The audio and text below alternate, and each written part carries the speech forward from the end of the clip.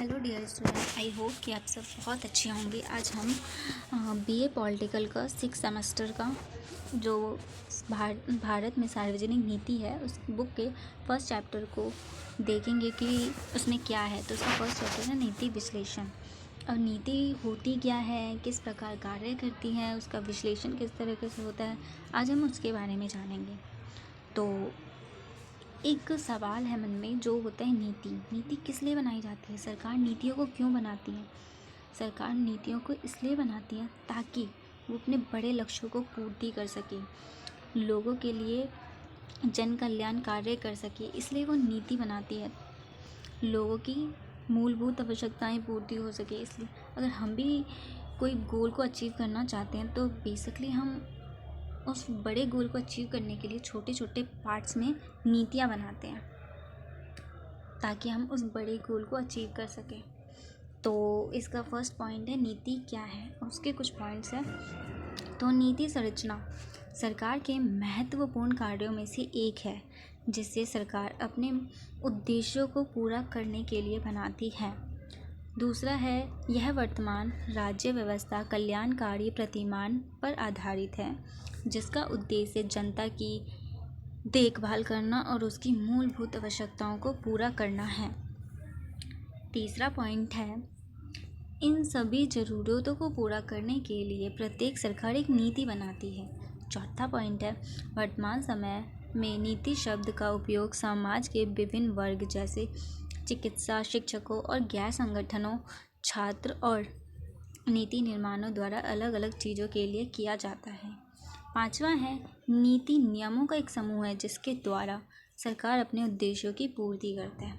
तो अब इससे हमें ये पता चलता है कि नीति क्या है, ठीक है। तो इसके राइटर है जिसने अपनी कुछ व्याख्या की है। तो रिच रॉड के शब्द नीति कोई निर्णय नहीं है, नीति कोई निर्णय नहीं है अपितु कार्यवाही हेतु मार्ग तथा प्रतिदर्श होती है। नीति हमें एक दृष्टिकोण प्रदान करती है जिससे एक लक्ष्य तथा उद्देश्य को पूर्ति की जा सकती है। तो इससे तो क्लियर है कि जो हमें नीति बनाते हैं वो हम अपने उद्देश्यों को पूर्ति करने के लिए बनाते हैं, ठीक है। तो इसके कुछ और पॉइंट्स हैं जिसका है पहला पॉइंट है नीति शब्द उपयोग व्यापक अर्थ में गतिविधियों के कार्य क्षेत्र को लेकर किया जाता है, ठीक है। दूसरा है जिससे हम किसी देश की स्वास्थ्य नीति, विदेश नीति या आर्थिक नीति को सम्मिलित करते हैं। तीसरा है भारत सरकार के संदर्भ में दो नीतियाँ हैं। पहला है 2002 में राष्ट्रीय जल नीति और 1988 में राष्ट्रीय वन नीति, ठीक है। तीसरा है नीतियाँ न केवल कानूनी और नियमों से निहित है बल्कि जब एक बार एक नियम कानून बन जाता है उसके बाद भी नीतियाँ बदलती रहती हैं। अगर कोई नीति बन जाती है तो वो समय के साथ उस नीतियों में थोड़े थोड़े परिवर्तन किए जाते हैं, ठीक है। तो अब देखते हैं नीति और नियम में अंतर। जो नीतियाँ होती हैं वो गतिशील तथा लचीली होती हैं। नीति कार्य करने के लिए मार्गदर्शिका होती है। नीति बिना किसी विषय तथा पूर्व निर्धारित दंड के साथ लगाए तथा उसमें परिवर्तन के साथ स्थान रखते हैं। नियम जबकि नियम विशेष तथा कठोर होते हैं, जबकि नियम विशेष रूप से यह बताते हैं कि क्या करना चाहिए और क्या नहीं करना चाहिए। नियमों के पीछे समस्त बताए गए विशेष दंड होते हैं, ठीक है। अब नीति लोक नीति कैसे बनती है। अब जब कोई नीति आती है तो हम उसे कैसे स्वीकार करते हैं या लोगों की सहमति उस पर कैसे होती है, अब ये जानेंगे। पहला पॉइंट, जब किसी नीति को राज्य और उसके संस्थानों द्वारा अपनाया कार्यान्वित लागू किया जाता है तो वह लोक नीति का रूप धारण कर लेता है। दूसरा है राज्य की संस्थाएं अनिवार्य रूप से सार्वजनिक नीति की वैभवता का स्रोत प्रदान करती है, यानी किसी भी लोक नीति को राज्य की संस्थानों का समर्थन प्राप्त होता है। तीसरा, लोक नीति को सार्वजनिक एजेंडे के रूप में देखा जाता है जिसमें आर्थिक, सामाजिक, पर्यावरण आदि समस्याओं को हल करने का डिज़ाइन किया जाता है।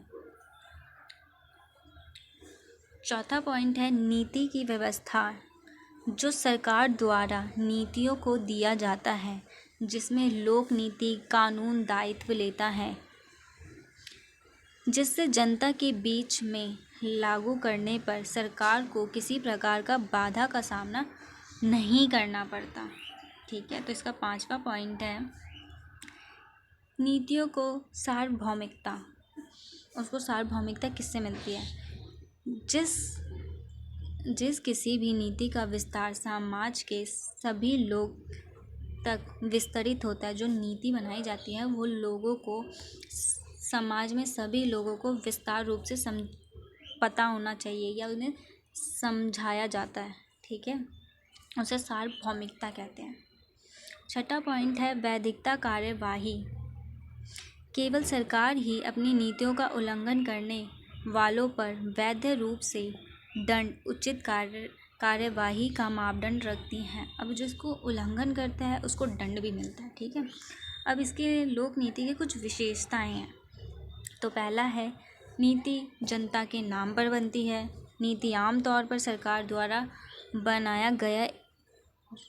बनाया या शुरू की जाती है। ठीक है, नीति को सार्वजनिक और निजी अभिनेताओं द्वारा कार्यान्वित और विख्यात किया जाता है। चौथा है नीति वह है जो सरकार कुछ करने का इरादा रखती है। अब जानते हैं नीति विश्लेषण से आप क्या सकते हैं। अब जब कोई नीति बनती है तो उसे समय समय पर हमें जांच करनी होती है कि वो सही चल रही है या सही नहीं चल रही है या उसमें कुछ कमियां हैं तो वो ऐड की जाती है, क्योंकि समय समय के साथ हमारी ज़रूरतें चेंज होती रहती हैं। इसलिए नीतियों का विश्लेषण करना भी सबसे ज़रूरी है। पहला, किसी भी लोक नीति को बनाने, इसका प्रबंध और मूल्यांकन करने के लिए उपयोग किए गए ज्ञान को आमतौर पर नीति विश्लेषण कहा जाता है। पहला है मूल्यांकन और निगरानी, दूसरा है तथ्य के निर्णय, तीसरा है मूल्यांकन के लिए। ठीक है, तो दूसरा पॉइंट है नीति विश्लेषण दो तरह के होते हैं, नया और पुराना। ठीक है, तीसरा पॉइंट है नीति विश्लेषण को पुराना इसलिए कहते हैं क्योंकि यह उन तकनीकों पर भी जो सरकार के बाहरी निर्णयों के लिए विकसित की गई है। जो पुराना इसलिए कहा जाता है क्योंकि जो बाहरी निर्णय होते हैं, जो बाहरी निर्णय लेने के लिए हमें विकसित करती है। और चौथा पॉइंट है नीति विश्लेषण को नया इसलिए कहा जाता है क्योंकि पिछले 20वीं शताब्दी में नीति विश्लेषण को केंद्र में रखकर कार्य किया जाता है। ठीक है, और पांचवा पॉइंट है नीति विश्लेषण का काम यह पता लगाता है कि सरकार क्या करती है, क्यों करती है और इससे क्या फ़र्क पड़ता है। छठा पॉइंट है नीति विश्लेषण नीति निर्माण और लोक नीति की गुणवत्ताओं में सुधार करने में भी मदद करती है। सातवां पॉइंट है इसके दो महत्व शामिल है, नीति प्रक्रिया और नीति निर्माण। ठीक है, अब नीति विश्लेषण के प्रकार, अब जो विश्लेषण करते हैं उसके भी प्रकार होते हैं। तो नीति विश्लेषण दो प्रकार के होते हैं, भावी और पूर्वव्यापी विश्लेषण, मानकीय और सकारात्मक विश्लेषण। दूसरा पॉइंट है नीति विश्लेषण भावी विश्लेषण, जो निर्णय लेने से पहले होता है। नीति विश्लेषण भविष्य के परिणामों को पूरी तरह केंद्रित होता है। तीसरा पॉइंट है नीति विश्लेषण पूर्वव्यापी विश्लेषण है, जो नीति का आकलन या मूल्यांकन करने के लिए किया जाता है, जिसमें नीति विश्लेषण भविष्य के परिणामों को भविष्यवाणी करने का प्रयास करता है। ठीक है, चौथा मानकीय विश्लेषण, नीति विश्लेषण वर्णनात्मक के बजाय निर्णयात्मक होता है और यह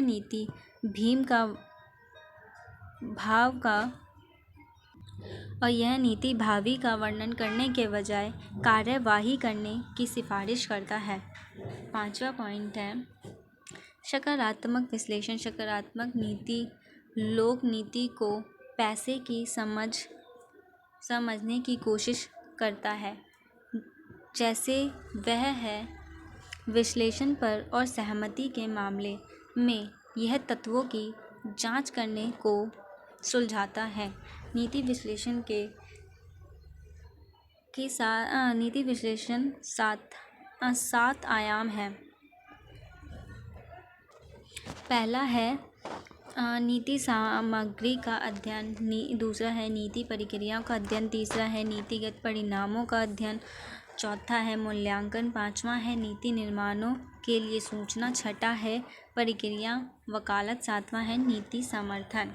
ठीक है, अब इसका नीति विश्लेषण, प्रक्रिया और वैश्वीकरण। ठीक है, तो इसका पहला पॉइंट है, जब नागरिक अधिकार आंदोलन ने दुनिया को झकझोर दिया था, तब से सरकार के अलावा कुछ बाहरी घटनाओं ने जनता के बेहतरीन के लिए सरकारी नीति के कुछ हद अपनी भूमिका निभाई और गैर सरकारी संगठन लोक नीति को प्रभावित करने में सफल रहे। ठीक है, दूसरा है, जिससे राज्य और जनता के बीच एक अदृश्य से बंधन टूट गया। सॉरी, यहाँ बड़ा नहीं होगा, बंधन टूट गया। ठीक है, तो आप इसे बंधन कर लेना, जिसमें नागरिक अधिकार आंदोलन, लैंगिक समानता और महिलाओं के मत अधिकारों के लिए लड़ाई और वैश्विक आर्थिक स्थिरता आदि दुनिया भर के लोगों में विभिन्न रूपों से नीतियों की मांग की। अब जो लोग थे उन्होंने लैंगिक समानता, महिलाओं के मत के लिए, इन सब चीज़ों के लिए ना सरकार से मांग की कि हमें भी नीतियों की ज़रूरत है। तो जनताओं ने सरकार से नीतियों की मांग की।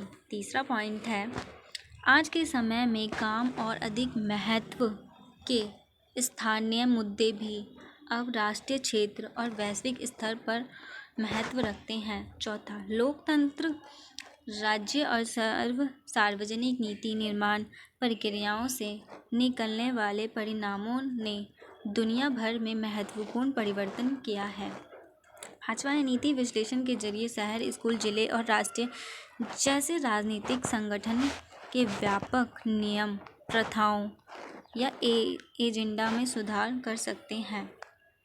छठा पॉइंट है, कुछ व्यक्तियों की वजह से नीति विश्लेषण में बाधाएं होती हैं, जिससे हम अपने उद्देश्यों को पूरा करने में असफल रहते हैं।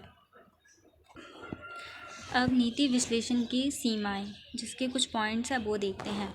नीति विश्लेषण प्रक्रिया अपने आप में बहुत लंबी है या समझना और दूसरे को समझाना बहुत कठिन काम लगता है। नीति विश्लेषण सामाजिक मूल्यों के बजाय संघर्षों को हल करने में असमर्थ है। तीसरा, नीति विश्लेषण अनुसंधान के डिज़ाइन में अंतर नहीं है। चौथा, मनुष्य पर कुछ प्रकार के नियंत्रण लगाना कठिन हो जाता है। पांचवा, नीति विश्लेषण को एक और सीमा यह है कि समाज की बीमारियां इतनी जटिल हैं कि विश्लेषण वास्तविक नीतियों में प्रभाव से भविष्यवाणी करने में असमर्थ है। तो ये इसकी कुछ सीमाएं थी। ठीक है, अब हम इसका निष्कर्ष देखते हैं। तो पहला है, नीति विश्लेषण को नीति को समस्याओं के साथ साथ नीतिगत भावों के आकलन में एक महत्वपूर्ण तकनीक के रूप में मान्यता दी गई है। ठीक है, दूसरा, यह लोक नीतियों के परिणाम की जांच, निर्णय लेने और अंत में मापने की आवश्यक जानकारी का उपयोग करता है। तीसरा है, लोक नीति संगठनात्मक प्रभावशीलता के संबंध रखती है, इसलिए नीति विश्लेषण की रूपरेखा की आवश्यकता पड़ती है। तो यही होता है हमारा चैप्टर कंप्लीट। अगर आपको इसका पीडीएफ चाहिए तो नीचे डिस्क्रिप्शन में आपको मिल जाएगा, वहाँ से डाउनलोड करके नोट्स आप ले सकते हैं। ओके, सो वीडियो देखने के लिए थैंक यू।